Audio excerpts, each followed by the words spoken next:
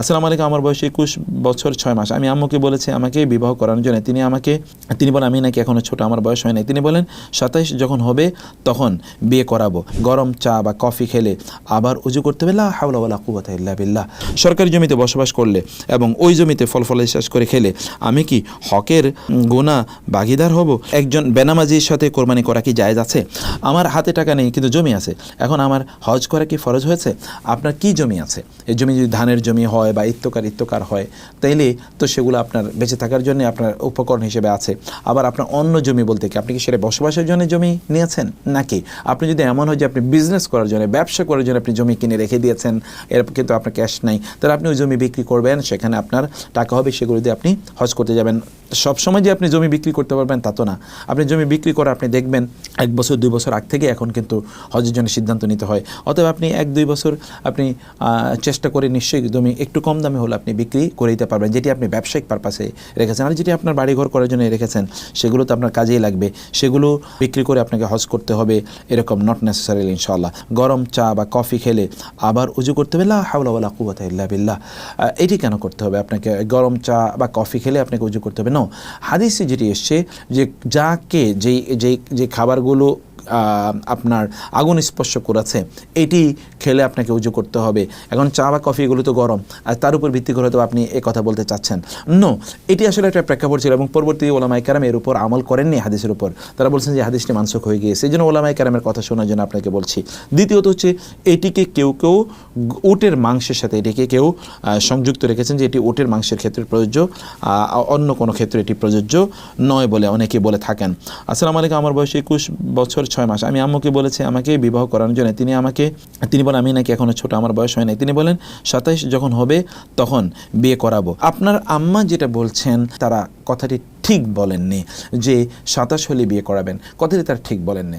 বরং আপনার বয়স হয়েছে বিয়ের, আপনার জন্য যদি উপযুক্ত পাত্রী পাওয়া যায় এবং তাদের যদি অর্থনৈতিক সামর্থ্য থাকে, তাদের পারিবারিকভাবে মানে আপনাদের পরিবারে যদি অর্থনৈতিক সামর্থ্য থাকে, তাহলে তাদের দায়িত্ব হলো বিয়ে দেওয়া। রাসূল সাল্লাল্লাহু আলাইহি ওয়াসাল্লাম বলেছেন সালাসাতুন, 3টি জিনিস তোমরা লা তুআখিরুহুন্না, তোমরা এগুলোকে দেরি করিও না। তোমাদের একটি হচ্ছে যখন সন্তানরা বিয়ের বয়সে পৌঁছে তখন তোমরা তাদেরকে বিয়ে দিয়ে দাও। এটা কোরআনের নির্দেশ এবং সুন্নাহর নির্দেশ।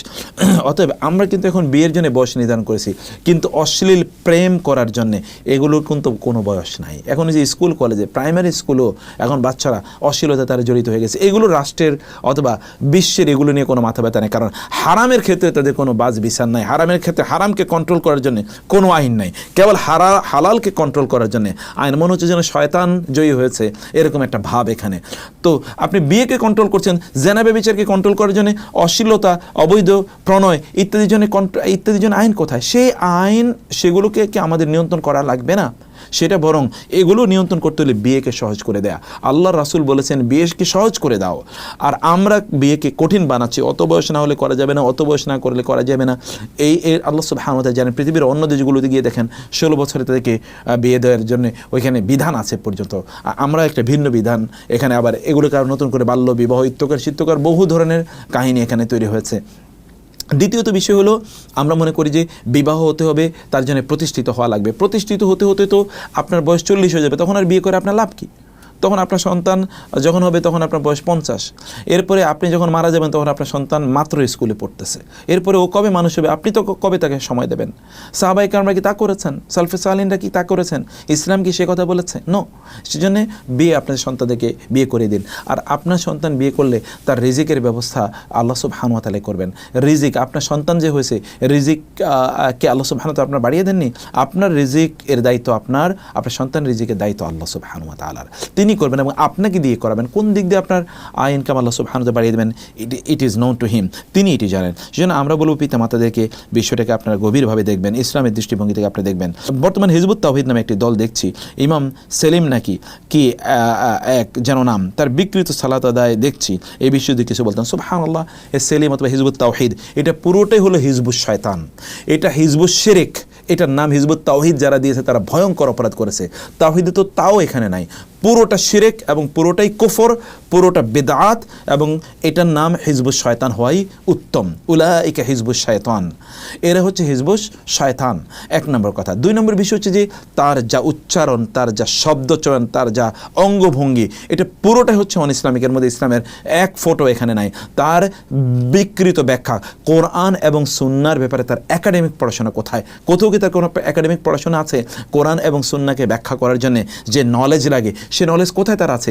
দুই একটি ছোটি বই পড়েই কি তার শব্দ, আপনার উচ্চারণগুলো দেখুন, তার যে কোরআন এবং সুন্নাহ পড়তে গিয়ে সে যে উচ্চারণ করে, উচ্চারণগুলোই তো গলত, পরিপূর্ণভাবে এখানে ভুল ত্রুটি রয়েছে। সেই ব্যক্তি আবার কোরআনের ব্যাখ্যা দেয় কীভাবে? এবং কোরআনের ব্যাখ্যা দিতে গিয়ে সে কোরআনকে বিকৃত করে ফেলেছে, কোরআনের ব্যাখ্যাকে সে অপব্যাখ্যা হিসেবে আমাদের সামনে প্রেজেন্ট করছে, এবং একদল নারী এবং পুরুষকে নিয়ে সে বিভিন্ন ধরনের আয়োজন করে থাকে। তার সালাদটা এটা একটা মনে হচ্ছে যেন কোনো একটা মিলিটারি ক্যাম্পে যেন সে কোনো একটা কিছু করছে।